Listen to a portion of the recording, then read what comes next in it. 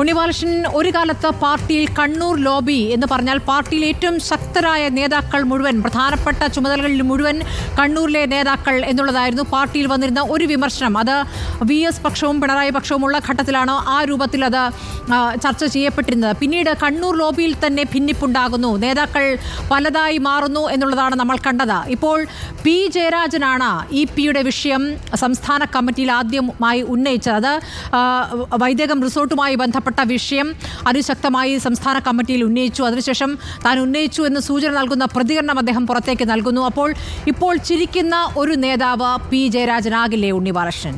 നിശ്ചയമായും സ്മൃതി, ഇപ്പോൾ കണ്ണൂരിലെ CPM-ൽ ഉണ്ടായിട്ടുള്ള ചേരിതിരിവുകൾ വളരെ പ്രധാനപ്പെട്ട ഒരു കാര്യം തന്നെയാണ്. എന്നാൽ അതിനൊക്കെ അപ്പുറം ഞാൻ വിചാരിക്കുന്നത് ഇപ്പോൾ EP ജയരാജനെ കൺവീനർ സ്ഥാനത്ത് നിന്ന് നീക്കാനുള്ള പ്രധാനപ്പെട്ട കാരണമായി ഞാൻ മനസ്സിലാക്കുന്നത് പാർട്ടി വൃത്തങ്ങൾ തന്നെ നൽകുന്ന സൂചന എന്ന് പറയുന്നത് നിശ്ചയമായും പ്രകാശ് ജാവ്ദേക്കറുമായി EP ജയരാജൻ നടത്തിയ കൂടിക്കാഴ്ച തന്നെയാണ്.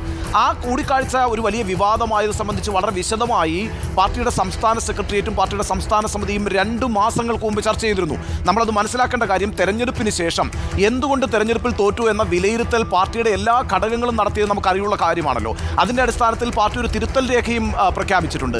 നമ്മൾ മനസ്സിലാക്കേണ്ട ഒരു കാര്യം എന്താ വെച്ചാൽ, ബ്രാഞ്ച് തലം മുതൽ സംസ്ഥാന തലം വരെ, അതുപോലെ തന്നെ കേന്ദ്ര തലം വരെ EP ജയരാജനും പ്രകാശ് ജാവ്ദേക്കറുമായി നടന്ന കൂടിക്കാഴ്ചയുടെ വിവാദം ഈ തെരഞ്ഞെടുപ്പ് തോൽവിയിൽ വലിയൊരു ഘടകമായി പ്രവർത്തിച്ചിട്ടുണ്ട് എന്ന വിലയിരുത്തൽ ഉണ്ടായിട്ടുണ്ട്.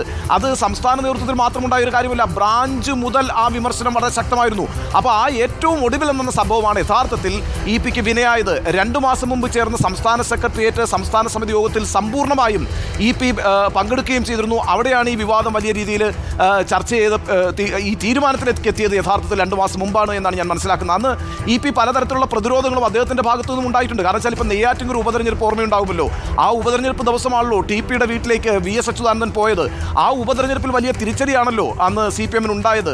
ആ TP-യുടെ വീട് സന്ദർശിക്കുന്ന VS അച്യുതാനന്ദൻ്റെ വിഷ്വൽ എന്ന് പറയുന്നത് ആ തെരഞ്ഞെടുപ്പിൽ വലിയ സ്വാധീനമായിരുന്നു. അപ്പോൾ അങ്ങനെയുള്ള വീഴ്ചകളൊക്കെ മുതിർന്ന നേതാക്കൾക്ക് തന്നെ സംഭവിച്ചിട്ടുണ്ട് എന്ന മറ്റൊരു പ്രതിരോധം തീർക്കാൻ EP ഈ യോഗങ്ങൾ ശ്രമിച്ചതായിട്ടാണ് സൂചന. എന്നാൽ അതൊന്നും വിലപ്പോയില്ല. EP VS-നെ പോലെ തലയെടുപ്പുള്ള സ്വാധീനമുള്ളൊരു നേതാവല്ല എന്ന് നമുക്കറിയാം. മാത്രവുമല്ല, EP-യുടെ ഒരു പരിഭവം എന്ന് പറയുന്നത് EP-യെ സംസ്ഥാന സെക്രട്ടറിയായി പരിഗണിക്കാതിരുന്നതിൻ്റെ കാരണം ഏത് നിമിഷവും വിവാദത്തിൽ പെട്ടുപോകാവുന്ന ഒരു നേതാവാണ് EP എന്നുള്ളത് കൊണ്ടാണ്. എന്തുകൊണ്ടാണ് സംസ്ഥാന സെക്രട്ടറി ആയിട്ട് വരുന്ന ഒരാൾ എല്ലാ ദിവസവും വിവാദങ്ങളിൽ പെട്ടുപോവുകയാണെങ്കിൽ പാർട്ടി പ്രതിസന്ധിയിലായി പോകും. അപ്പോൾ EP-യെ ആ അർത്ഥത്തിൽ വിശ്വാസത്തിലെടുക്കാൻ സംസ്ഥാനത്തിലെ പ്രധാനപ്പെട്ട നേതാക്കൾക്ക് കഴിയുമായിരുന്നില്ല. അതിൽ EP-ക്കുള്ള പരിഭവം എന്ന് പറയുന്നത് നമുക്കറിയുന്നത് പോലെ EP ഒരു വലിയ ഫണ്ട് കളക്ടറാണ്. ഈ പാർട്ടിക്ക് വേണ്ടി പണം സമാഹരിക്കുന്നതിൽ വലിയ പങ്കുവഹിക്കുന്ന ആളാണ്. അദ്ദേഹത്തിന് വലിയ വ്യവസായികളുമായിട്ടൊക്കെ ബന്ധമുണ്ട്.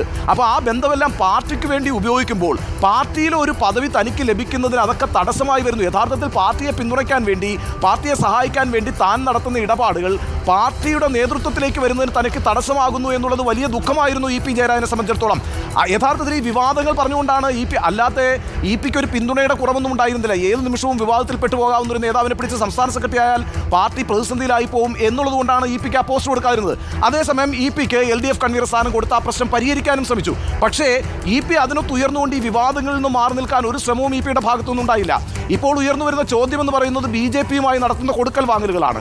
ഞാൻ വിചാരിക്കുന്നില്ല, അഥവാ ഞാൻ ആഗ്രഹിക്കുന്നത് EP അത്തരത്തിലുള്ള കടുത്ത തീരുമാനങ്ങളൊന്നും എടുക്കില്ല എന്നാണ്. കാരണം കഴിഞ്ഞ അരനൂറ്റാണ്ട് കാലമായിട്ട് കമ്മ്യൂണിസ്റ്റ് രാഷ്ട്രീയത്തിൽ, കേരളത്തിലെ കമ്മ്യൂണിസ്റ്റ് രാഷ്ട്രീയത്തിൽ വളരെ സജീവമായി നിൽക്കുകയും നേരത്തെ സ്മൃതി സൂചിപ്പിച്ചതുപോലെ ഒരു അധികാര കേന്ദ്രമായി മാറുകയും ചെയ്തിട്ടുള്ള ആളാണ് EP ജയരാജൻ. കണ്ണൂരിൽ പ്രത്യേകിച്ച് BJP-യുമായുള്ള CPM-ന്റെ ഏറ്റുമുട്ടൽ എന്ന് പറയുന്നത് കോൺഗ്രസുമായുള്ള ഏറ്റുമുട്ടലിനേക്കാൾ എത്രയോ ശക്തമാണ്. അപ്പോൾ BJP വിരുദ്ധ ചേരിയിൽ കഴിഞ്ഞ 50 വർഷമായി തൻ്റെ രാഷ്ട്രീയ സാന്നിധ്യം നിരന്തരം തെളിയിച്ചുകൊണ്ടിരിക്കുന്ന ഒരു രാഷ്ട്രീയ നേതാവ് എന്ന നിലയ്ക്ക്, ഏറ്റവും പ്രധാനപ്പെട്ട CPM-ന്റെ പദവികളിൽ ഇരുന്നിട്ടുള്ള ഒരു നേതാവ് എന്ന നിലയ്ക്ക്, തൻ്റെ രാഷ്ട്രീയ ജീവിതത്തെ സ്വയം റദ്ദാക്കുന്ന എന്തെങ്കിലും ഒരു കടുത്ത തീരുമാനം EP ജയരാജൻ എടുക്കുമോ എന്ന കാര്യത്തിൽ എനിക്ക് സംശയമുണ്ട്.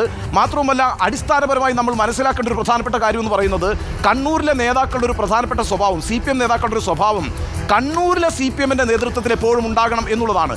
കണ്ണൂരിൽ ഒരു അധികാര കേന്ദ്രമായി ഇരിക്കുക എന്നത് ഓരോ CPM നേതാവിൻ്റെയും അവിടുത്തെ ആഗ്രഹമാണ്. അതുകൊണ്ടാണ് P ജയരാജനും MV ഗോവിന്ദനും EP ജയരാജനും ഒക്കെ ഈ പറയുന്ന കണ്ണൂരിലെ തങ്ങളുടെ ശക്തി എപ്പോഴും തെളിയിക്കാൻ ശ്രമിച്ചുകൊണ്ടിരിക്കുന്നത്, ഇൻക്ലൂഡിംഗ് പിണറായി വിജയൻ, കോടിയേരി ബാലകൃഷ്ണനൊക്കെ കണ്ണൂരിലെ രാഷ്ട്രീയത്തിൽ എപ്പോഴും കേന്ദ്രത്ത് തന്നെ ഉണ്ടാകണം എന്ന് ആഗ്രഹിക്കുന്നവരാണ്. അവർ മുഖ്യമന്ത്രി ആയാലും പാർട്ടി സംസ്ഥാന സെക്രട്ടറി ആയാലും അവരുടെ കളിത്തട്ടെന്ന് പറയുന്നത് ഈ കണ്ണൂർ രാഷ്ട്രീയമാണ്. ആ കണ്ണൂർ രാഷ്ട്രീയത്തിൽ BJP വിരുദ്ധ ചേരിയിൽ കഴിഞ്ഞ അരനൂറ്റാണ്ട് കാലം നിന്നിരുന്ന ഒരു രാഷ്ട്രീയ നേതാവ് ഏതെങ്കിലും ഒരു ഘട്ടത്തിൽ തനിക്കുണ്ടാകുന്ന ഒരു തിരിച്ചടിയുടെ അടിസ്ഥാനത്തിൽ തൻ്റെ അരനൂറ്റാണ്ട് കാലത്തെ സ്വന്തം രാഷ്ട്രീയ ജീവിതത്തെ സ്വയം റദ്ദാക്കി കളയുമെന്ന് ഞാൻ വിചാരിക്കുന്നില്ല.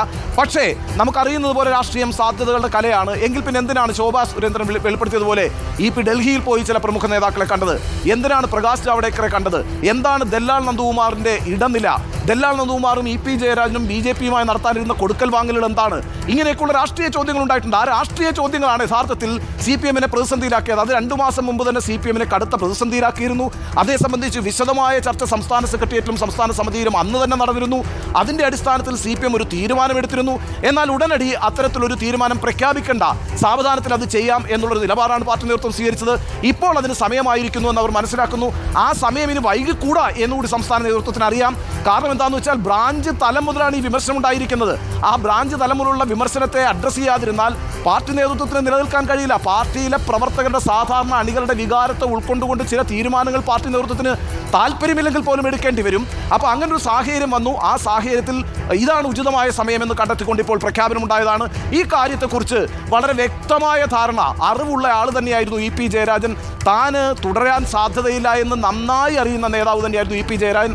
ഏതായാലും പ്രഖ്യാപനം അല്പം വൈകിയെന്നേ ഉള്ളൂ. പക്ഷേ തീരുമാനം വളരെ മുമ്പേ തന്നെ എടുത്തിരുന്നു എന്നാണ് പാർട്ടി വൃത്തങ്ങൾ നൽകുന്ന സൂചന. സ്മൃതി, ഏതായാലും EP-യുടെ പ്രതികരണമാണ് നമ്മൾ കാത്തിരിക്കുന്നത്. EP-യുടെ പ്രതികരണം ഇനി 3:30 MV ഗോവിന്ദൻ്റെ വാർത്താ സമ്മേളനത്തിന് ശേഷമായിരിക്കും എന്നുള്ള സൂചനകളാണ് നമുക്ക് ലഭിക്കുന്നത്.